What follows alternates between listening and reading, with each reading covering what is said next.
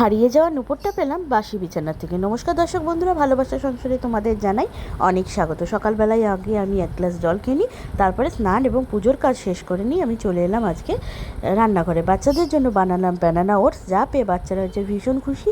আমাদের কর্তা গিন্নির জন্য আমরা বানিয়ে নিলাম চা। আমরা কিন্তু চিনি দিয়ে চাটা খাই না, চিনিটা ভীষণই ক্ষতিকারক। সাদা বাতাসা বা লাল বাতাসা দিয়ে চাটা খাওয়ার চেষ্টা করি। চা করে নিলাম, চলে গেলাম বিছানায়। কর্তামশাই উঠেছেন, তিনি খাবেন চা, আর বড় মেয়ে বসেছে পড়তে। আমি যখন ক্যামেরায় না থাকি তখন এই ছোট্ট ইঁদুর এসে ক্যামেরায় এরকমই উঁকি মারে, আবার আমাকে দেখলে পালিয়ে যায়।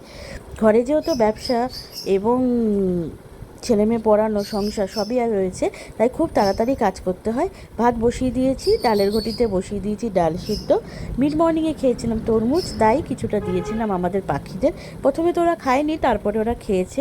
যেহেতু ঘরেই আমার গোপালের জামা কাপড়ের বিজনেস, তাই যখন তখন কাস্টমার কিন্তু চলে আসে, তাই আমাকে কাজটা এমনভাবে গুছিয়ে করতে হয় যাতে কোনো দিকে কোনো অসুবিধা না হয়। এই দেখো, বলতে বলতে বেশ কিছু কেনাকাটা জিনিস দিয়ে দিলাম, তারপরে বসলাম মেশিনে। কেমন লাগলো জানি।